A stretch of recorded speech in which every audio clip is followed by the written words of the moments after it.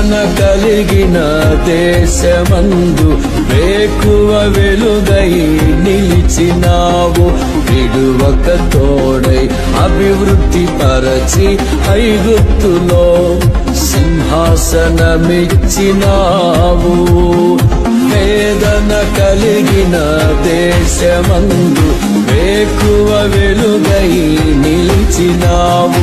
విడువక తోడై అభివృద్ధి పరచి ఐగుప్తులో సింహాసనమిచ్చినావు. మారదు ఎన్నడూ నీవిచ్చిన దర్శనం